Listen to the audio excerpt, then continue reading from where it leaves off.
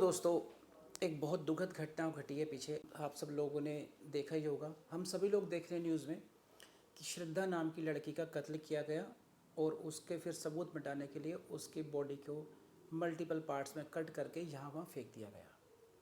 अब ये एक ऐसी घटना है जिसने लगभग सभी सिटीजन्स को, हम सभी लोगों को झकझोर दिया है। तो इसके लीगल एस्पेक्ट्स जो हैं वो तो है ही हैं, लेकिन मेरी गुजारिश है सभी स्टूडेंट से और सभी इस यंगर जनरेशन से एटलीस्ट, कि इसका जो सोशल एस्पेक्ट है उस पर हमें सोचना चाहिए। आफताब भी शायद इसलिए इतना कर पाया क्योंकि वो लड़की अपने जो उसका सोशल फैब्रिक था उससे एकदम कट चुकी थी। वो, मैं इस डिबेट में नहीं जाना चाहता कि हमें लिव इन रिलेशनशिप में रहना चाहिए नहीं रहना चाहिए, लव अफेयर्स के बारे उसकी बात नहीं कर रहा मैं इतना ज़रूर कहूँगा कि एकदम सब जो हमारा सामाजिक ताना बाना है उसको एकदम तहस नहस कर देंगे अगर हम, तो ऐसी स्थितियाँ जन्म ले सकती हैं और लेती हैं। आफताब को ये लग चुका था कि अब इस लड़की की केयर करने वाला कोई है ही नहीं, उसको उस फैमिली ने एकदम छोड़ दिया। तो मैं तो परिवार से भी कहूँगा कि अगर आपके बच्चे इस तरीके की फ्रीडम वाले रिलेशनशिप लेना चाह रहे हैं, आप उनसे असहमत हो सकते हैं, लेकिन इतना भी कट ऑफ मत कीजिए कि हमने बस सब कुछ ख़त्म कर दिया। आप ही के बच्चे हैं वो, हो सकता है आपके विचारों से नहीं मिल रहे हो, ऐसा हो सकता है।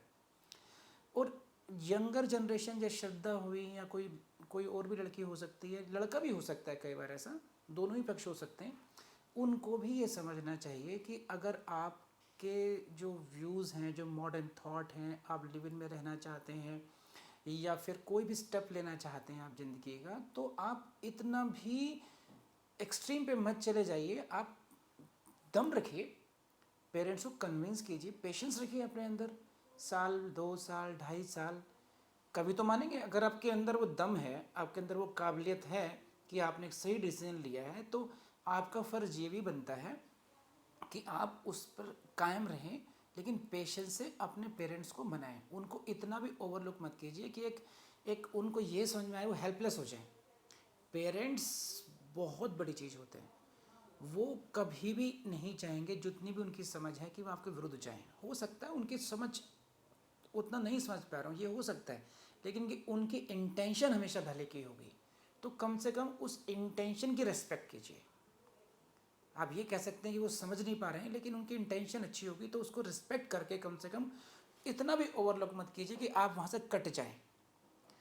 तो इन शॉर्ट मैं यही कहूँगा कि घटना बहुत दुखद हुई है, ऐसा नहीं होना चाहिए था और हम सभी को इससे सीखने की ज़रूरत है। तो लीगल एस्पेक्ट्स पर आ जाते हैं। देखिए, टीवी चैनल तो अपनी स्टोरी को डेवलप करेंगे, वो तो उस तरीके से बैकग्राउंड म्यूज़िक में और ये सब, पुलिस को आज उसने ये बताया, पुलिस को उसने ये बताया, लेकिन लीगली स्पीकिंग देखिए ऐसा होता नहीं है। जो भी कन्फेशनल स्टेटमेंट्स अभी तक आफताब ने दिए हैं पुलिस को, they are zero in the eye of law. उसने कहा कि हाँ मैंने मारा, ये आपके लिए अच्छा है, पुलिस के लिए इतना अच्छा है कि ठीक है, उससे उनको एक लाइन ऑफ इन्वेस्टिगेशन का मिल गया, लेकिन जब कोर्ट में मैटर जाएगा तो ये confessional statement will have zero evidential value. इसके बेस पर कुछ नहीं होगा, इसके बेस पर कन्विक्शन नहीं हो सकता। लेकिन हाँ, कौन कौन सा एस्पेक्ट यहाँ पर रेलिवेंट हो जाएंगे। उसने ये कहा कि मैंने श्रद्धा को मारा है, जीरो एविडेंशियल वैल्यू। लेकिन उसने जब कहता है कि मैंने उसको इस तरीके से मारा और वहाँ पर मैंने बॉडी पार्ट्स फेंके और वहाँ पर मैंने जो वेपन्स हैं वो यूज़ किए, जो यूज्ड वेपन्स है जहाँ जहाँ फेंके हैं उनकी रिकवरी करवाता है। तो कन्फेशन का वो पार्ट जो रिकवरी से संबंधित है वो रेलिवेंट होगा and that can B red against him. एक तो ये पार्ट हो गया। या फिर उसने जो वारदात के बाद में जो उसके एक्शंस थे या वारदात करने से पहले की जो उसकी कंडक्ट थी, जैसे कि उसने अपने घर में फ्रिज लेकर के आया, तो ये अपने आप में कंडक्ट है, सेक्शन 8 एविडेंस एक्ट में रेलिवेंट हो जाएगा, purchasing the fridge and using that for the purpose of removal of the evidences, destroying the evidences. तो वो बाइंग फ्रिज ये रेलिवेंट होगा, ठीक है। प्रिपरेशन के लेवल पर हो जाएगा, अगर वो तो स्टोरी में पता होगा कि जो काम उसने पहले किए या जो जितना भी उसने उसकी हिस्ट्री में आया, ब्राउजिंग हिस्ट्री में आया, उसने क्या क्या देखा, वो सब रेलिवेंट होगा। वो सारे पीसेस ऑफ एविडेंस को कनेक्ट करके हो सकता है आफ्ताब को सज़ा दिलाई जा सके। जैसे ये आया है, सामने आया है कि उसने उसके फिंगर में कट हुआ, उसमें स्टिचेस लगाने के लिए गया वहाँ पर वो, तो जो वहाँ पे उसका जाना हुआ, जो डॉक्टर ने एविडेंस, डॉक्टर का एविडेंस होता है कि हाँ मैंने देखा, उसके जो हाव भाव डिस्क्रिप्शन देगा कि वो किस तरीके से उसके फेशियल एक्सप्रेशन से क्या सोच रहा था, क्या अजीब लगा उसको, that can be the important piece of relevant.